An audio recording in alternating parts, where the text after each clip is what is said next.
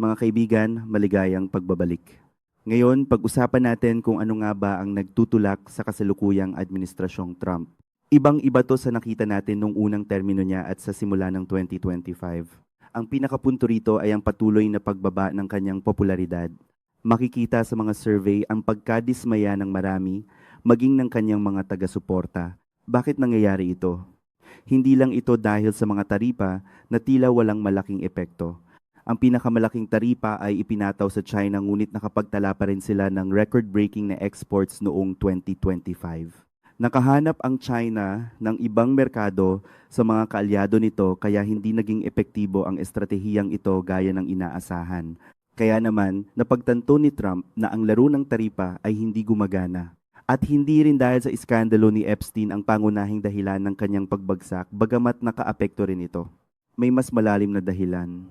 Ang pangunahing prioridad ni Trump noon pa man ay ang pangalagaan ng kanyang mga kaibigang negosyante at ang uri ng mga employer sa Amerika. Kapag sinabi niyang America first, ang ibig niyang sabihin ay American employers first. Kaya ang unang malaking batas sa kanyang unang termino ay ang tax cut noong 2017 na pabor sa mayayaman at mga negosyo. Ganoon din ang nangyari sa simula ng kanyang ikalawang termino. Ito ang kanyang mga pangunahing prioridad dahil sa pag-una sa mga employer nagkaroon ng mataas na inflation at tumalaking unemployment. Hindi ito maganda para sa karamihan ng mga tao na patuloy na lumalala ang kalagayang pinansyal. Sa kabila ng kanyang pagwawalang bahala sa krisis na ito, ang mga tao ay nakararanas ng hirap sa pagbili ng mga pang-araw-araw na pangangailangan. At ang mga tao ay sinisisi siya tulad ng ginawa nila sa mga nakaraang pangulo kapag bumabagsak ang ekonomiya. Kaya naman naging desperado si Trump. Bakit? Dahil ang kanyang pagkapangulo, tulad ng Republican Party, ay nakabatay sa isang koalisyon na pinupondohan ng malalaking negosyo. Ngunit ang mga employer ay 3% lamang ng populasyon. Hindi ka mananalo kung employer lang ang susuporta sa'yo. Kailangan mo ng kanilang pera para makumbinsi ang mas nakararami na iboto ka. Kaya nangangako siya ng tax cuts sa mga korporasyon kapalit ng pondo para sa kampanya. Gagamitin ang pera para makumbinsi ang mga taong hindi sumasang-ayon sa kanyang mga patakaran na iboto pa rin siya. Kaya lumalapit siya sa iba't ibang grupo, mga evangelical, mga pabor sa pagdadala ng baril, at iba pa. Ito ang coalition ng MAGA politics. Ngunit dahil nakikita niyang maaaring matalo siya sa midterm elections, sinabi niya sa kanyang mga taga-suportang negosyante na kailangan niyang magbigay ng konsesyon sa masa para manalo. Kaya ano ang ginawa niya dahil sa desperasyon? Iminungkahi niya ang paglalagay ng limitasyon sa interest rate ng mga credit card. Ang average na interest rate na binabayaran mo sa iyong credit card ay higit sa 22%.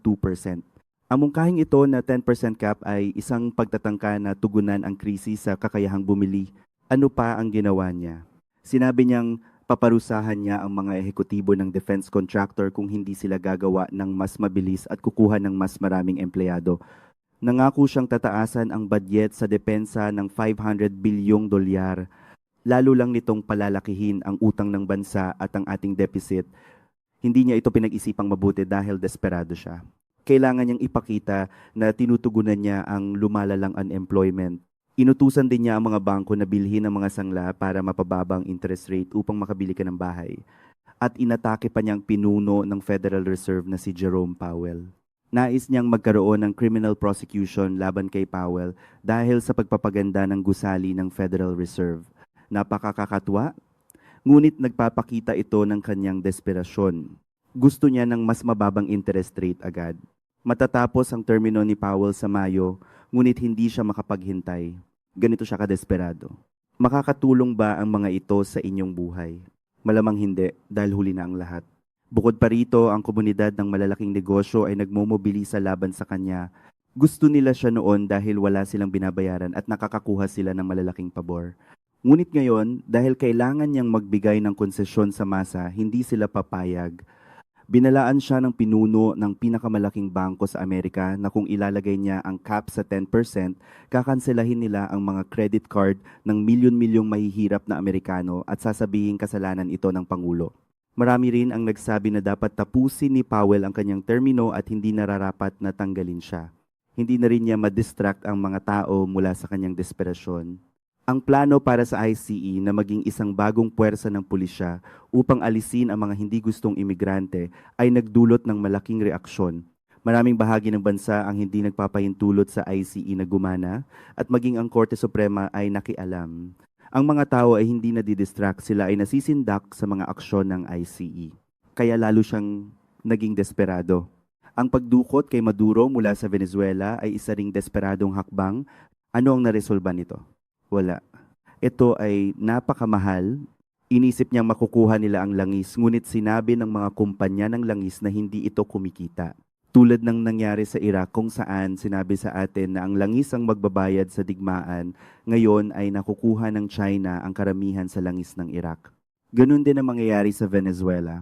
Ang desperasyon ni Trump ay humahantong sa pagkakawatak-watak ng kanyang koalisyon at ang kanyang kawalan ng kakayahang makahanap ng mga solusyon.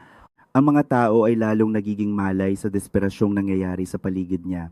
Kung nakita ninyong makabuluhan ang pagsusuring ito, mangyaring ibahagi ang video na to sa iba.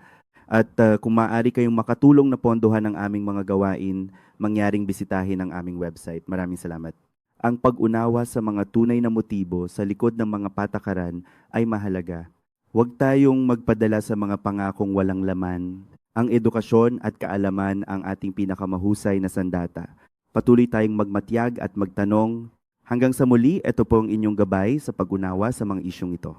Sa mga susunod na araw, asahan natin ang mas marami pang desperadong hakbang habang papalapit ang halalan.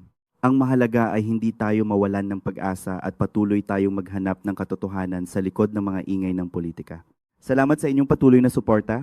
Tandaan, ang tunay na kapangyarihan ay nasa ating mga kamay. Kapag tayo ay may sapat na kaalaman, ibahagi ang mga impormasyong ito upang mas marami ang mamulat. Ang bawat boses ay mahalaga sa paghubog ng ating kinabukasan.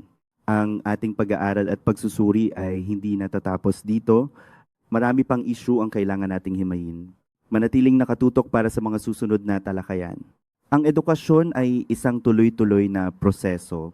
Kung mayroon kayong mga katanungan o paksa na nais ninyong talakayin natin, huwag mag-atubiling mag-iwan ng komento.